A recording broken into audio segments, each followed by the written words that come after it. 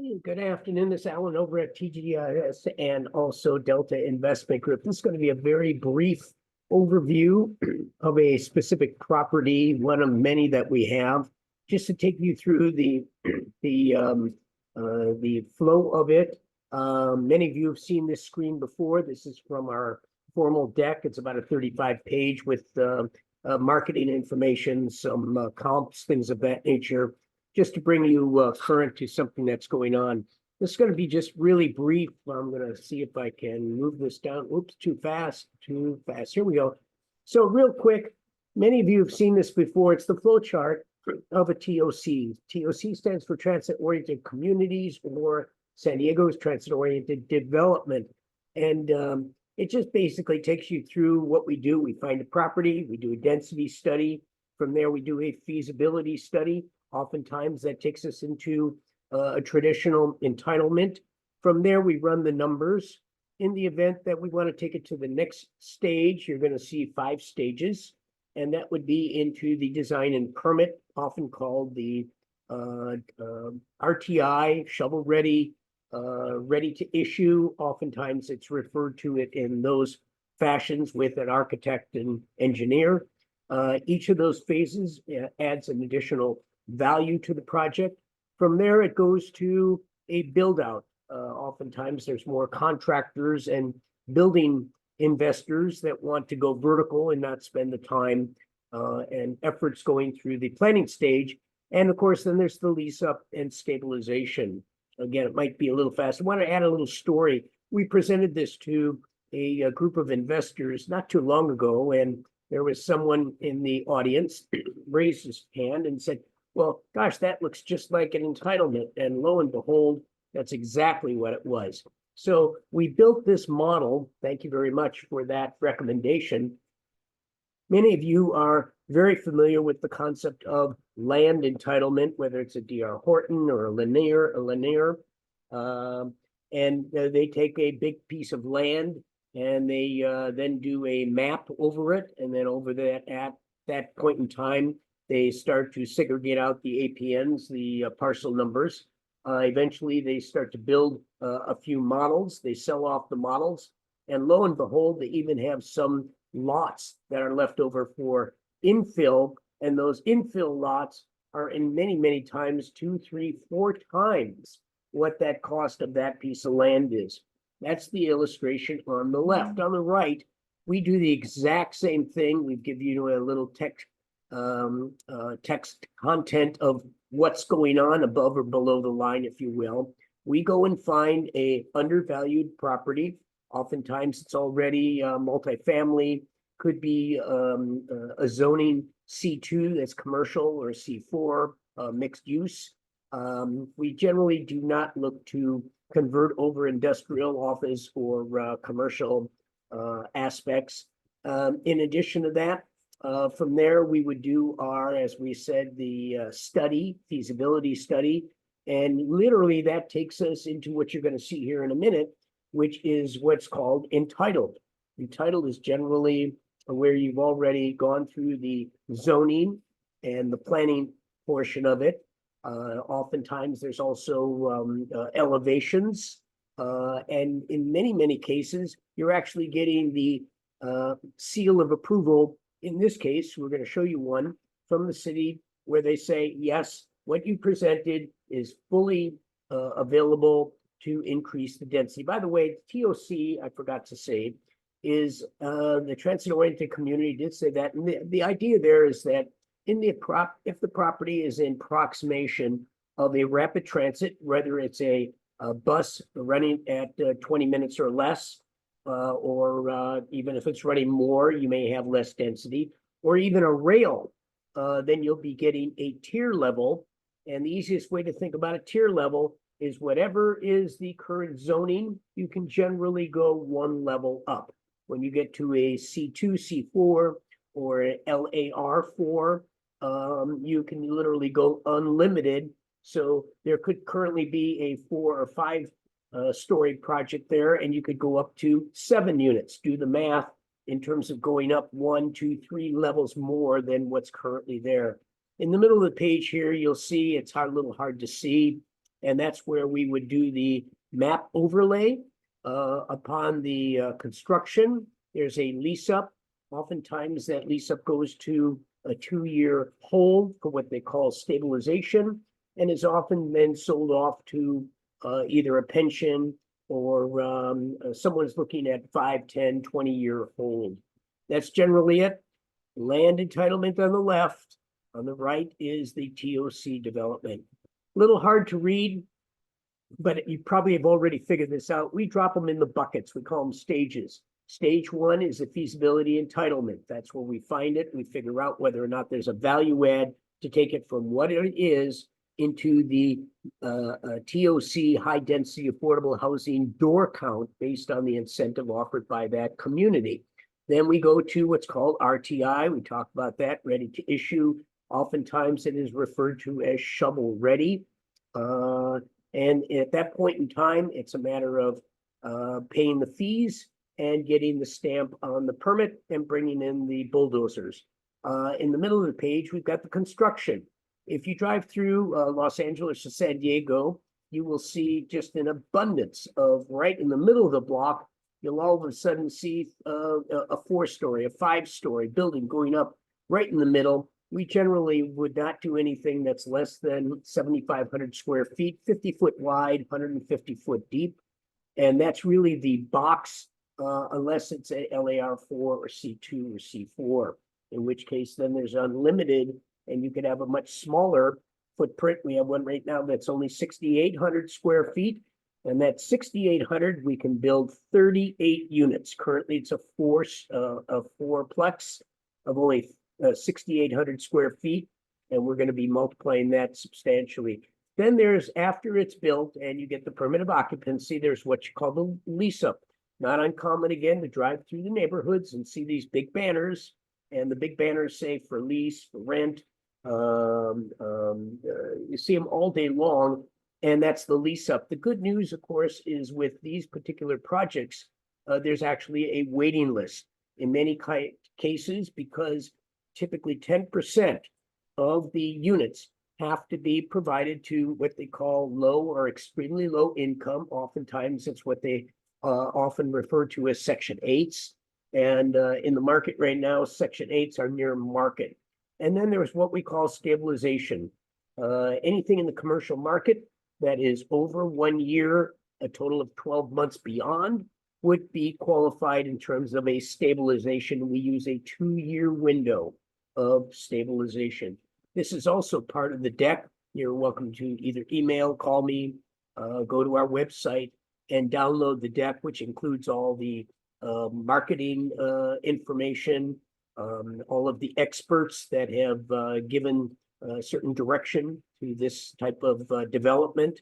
Again, one of the things I think that separates us from the others is right in the middle of the page, you'll see a time frame. For our feasibility and RTI entitlements, we typically look at only a 3 to 12 month hold. The reason for that is because we're only putting together the density study. Typically, it's a civil survey. Not uncommon, again, looking back at land entitlement, where you see the little stakes in the ground with little orange and red flyers, a little tape that you can tell somebody just went out there with a scope and a hammer and plugged in the corners. That's what's going on with the entitlement, along with typically the elevations. You get to the RTI, those have to be a full set of plans. Oftentimes they're 30, 40, 50 pages. Not uncommon that many of you that are listening right now are very accustomed to what's involved with a ready to issue process, where you have both an architect and engineer. And then, of course, then you've got the building. Typically that's with someone who knows what's going on in terms of not only that community, but also with the unions and things of that nature. Lease up typically starts before the end of the construction, and the stabilization, again, I mentioned, was 2 years. So as part of this model, you'll see what the typical hold is and what the typical returns are and any of the fees that are associated. Here's one that we'd like you to take a look at. I really love this one. This is a 2-parcel on the corner of Vermont and Manchester. If any of you know this area, it's very, very desirable for a number of new things going on. In fact, catty corner for this one, we actually have a building going up, which is a combination of mixed use. It's also ground level Target store, and over 300 units are going to be built over the retail center. That's already in progress. The property that we're going to be talking about here tonight is actually takeover from the Salvation Army. It was a building along with a parking lot. And of course, with the two of those low density opportunities, we're now going to be moving those along. You'll see that there's a rapid transit bus number 754, and you'll see that that's also a metro line. Again, in proximity, this is actually a C2 property with with a tier 3 and also a opportunity zone.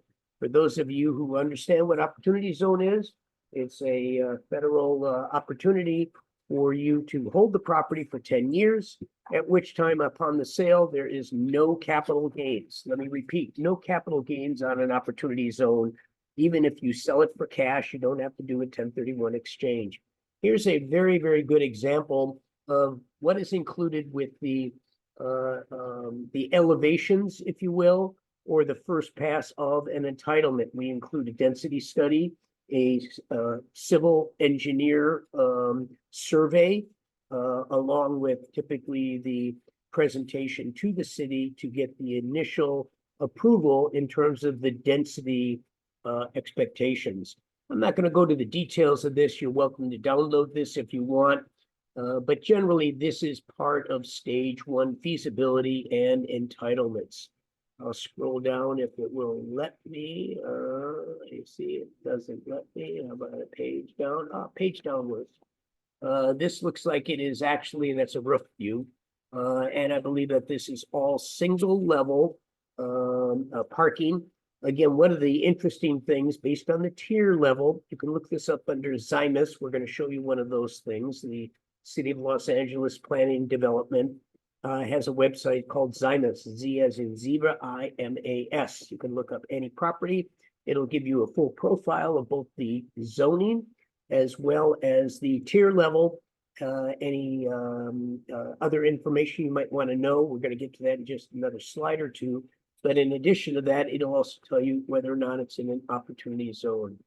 Here's an elevation. This one includes, and I might be able to show you right here, because it is a C2, that's a light commercial. We're going to go 4 stories above grade. And this right here is a 900 square foot commercial suite, ideal for, say, for example, a coffee shop, something of that nature that would provide some additional services to the residents. This actually turns out to be 59 doors. Currently, as I mentioned, is a conversion of a parking lot along with a empty Salvation Army building. Again, just some other illustrations to give you what's going on. Again, this is fairly unique, is that it is grade level parking. And in many cases, you don't have to even provide any parking in the event that's a certain tier and incentive level. You do have to replace that by, yes, bike racks. There is a bylaw with the incentive that if you remove a parking, you have to replace it with a bike rack. I think we could do that. This is pretty an interesting document. This was just in April 5th, 2022. And this is the property right here. It will say that it's the case management of the city planning development. It'll tell you what the project is. In this case, it's 47 doors. Now, yes, I did say 59. The benefit here is that you also get the benefit of the ADUs, of the state law overlay. And this will actually take it all the way up to 59 doors.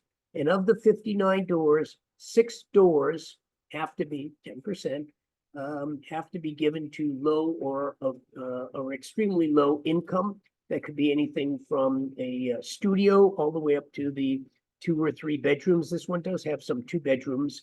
However, the dollar amount makes more sense that it is either a studio or 1 bedroom that are given to the low income requirement. Again, we would be including this with everything. In fact, it even says right here, in addition to the 47 doors, 6 to 12 affordable units according to the CPIO Affordable Housing Program. And in addition to that, a commercial retail space. So here it is already stamped by the city. To get to this level typically takes 3 to 6 months. Not going to go too much more to the details. Again, this was a land size of 13,961 square feet, 0.32 acres. It's actually 2 lots. It says 2 lots. It's an LAC2. We talked about that, like commercial. It's a TOC Tier 3. You're going to see that as well through the Zymus. And you'll see there's actually 3 lots. There were actually 2 that were already combined. And that is on the corner of Manchester and Vermont. Yes, I believe that's what I said. Not going to go to a lot of this detail. You can pull this. This is public information. We provide this in all of our packages. This is the property profile. Gives you a lot of the background, verifies what the zoning is. Generally will not tell you what the TOC tier level is. It'll also tell you who currently owns it, what the status is, whether or not there's any loans. In this case, this is only one of the parcels, and you will see that this one seems to be just about in the middle. Again, not quite on the corner. Parcel number 2, 8611. This is probably one that's 1 store. Yes, it's 1 door to the south of the Manchester, Vermont intersection. This is what a Zymus looks like. It's the City of Los Angeles, Department of City Planning, public information. Just go to your Google and type in Zymus, put in the address, the APN, the street intersection, and it's everything that you'd ever need on that property that the city is going to use as the Bible for that particular property. Little small here, but I just wanted to point out, it will tell you what the zoning is. On page 2, it'll tell you what the tier level is. And on page 3, it will even tell you whether or not it is in an opportunity zone, which of course is critical in the event you wanted to take advantage of that benefit. It'll also give you what is the relative footprint of the property that the city has in their microfiche, or now I guess there is no more microfiche. It's all real information. And it will also give you a variety of index features based on what's next door, who's your neighbors, what's across the street, parking, things of that nature, literally all color coded in case you want to do any of your other background. This is parcel number 2 that we were looking at. This one is the 8611 from South Vermont. And again, would be the zoning, the tier, and any other benefits. State enterprise zones will allow you literally no parking other than a disabled spot, and that's usually 1 per the retail door. Again, you can see that there's a physical map of that one as well. This is a really critical grid. This is something that we've designed. It looks at all the parameters of the zoning and the tier 1, 2, 3, and 4. That's all there are. Easiest way to think of that, each tier, you can go up another level. When you get to tier 4, it's unlimited. In addition to that, it will tell you what the distance is from the rapid transit and what form of rapid transit. From there, we take it down to the lot, and then we let the Excel do all of its magic based on the parameters of the Zymus and the zoning, in which case all we really need to do is plug in the lot space, and it'll tell us exactly to the unit how many doors and what we need for parking. Really a lot of work went into this, and it makes life very easy and conforms to what the Zymus report is. From there, again, not to get messed up in the numbers, you're welcome to go in and play with us any way you want, but we want to know what it's going to be worth at each and every stage of the development. In this case, this is taking it from entitlement, because we already have the initial plan approval as well as the elevations and the density metrics. We can now say, what is it going to take to get it to the RTI? RTI is ready to issue, shovel ready. And at that point in time, that's one of the biggest lifts. Just like the land entitlement, remember that second page, land entitlement, one of the biggest lifts is after it's already got a plot map to it, is to then start to do the building, if you will.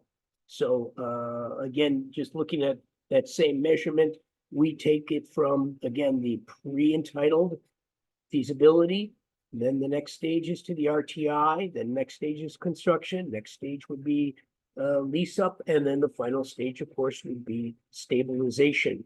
And we offer both an entry and exit for each and every one of those stages. But this is a critical document to figure out if there's anything hard to read, but it looks like this one is just under 16% net ROI, what do we got in here? Internal rate of return for the hold of all the way out to 12 months.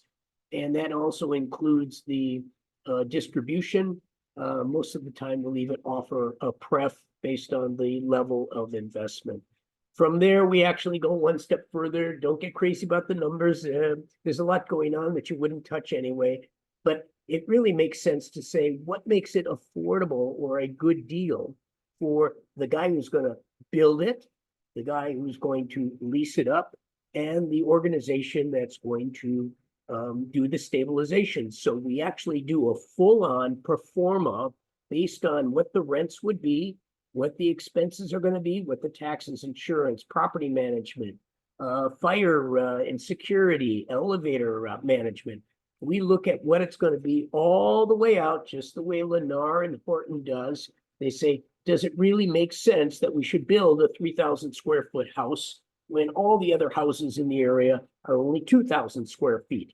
And you say, yes, it makes sense based on the proforma of what would be the sale of the property based on a lease up and an ultimate stabilization. So we actually take that all the way out to year 3, right down here, and we also load that with a preferred return to our investors. We generally cap this very conservative. Typically, it's going to be a cap rate that is going to be something between 10 and 20% of the current market. That way we have a cushion, and that's the way that we pay our pref. In addition to that, at the end of the package, you have an opportunity to submit your level of interest. This is called a non-binding letter of intent to invest. Typically, this is going to be to accredited investors only. You would know if you're an accredited investor, which includes a certain amount of net worth, not including the value of your home, your primary residence, in which case we want to make sure that we conform to the securities law, which requires an accredited investor who understands the nature of the investment. I hope that was helpful. You're welcome to give us a call. You can call us direct. We do have a toll-free number. I'm not sure if this is the right one. Yeah, 866-764-1031. You can email me, Alan, at Delta Investment Group, or you could actually even go to www.Delta Investment Group or tsigcorp.com. I really hope that was helpful. And let me just go right back up here to give you that one last look at what is the most important screen here for your level of understanding. It's stuck. Good figure. Trying to get up. Oh, how about we want to go all the way up to that page right there. I really welcome you to take a really, really good look at this. This makes it so much easier. A 1, 2, 3, 4, 5, not to make it complicated. Think about it exactly the same as a land entitlement. Just think about the big developers, a Lennar, a Horton. and understand they're very, very successful with it. We've just flipped the page and taken it to multiple family, high density, affordable housing with the incentives of both the SB laws as well as TOC and TODs. Hope that was helpful.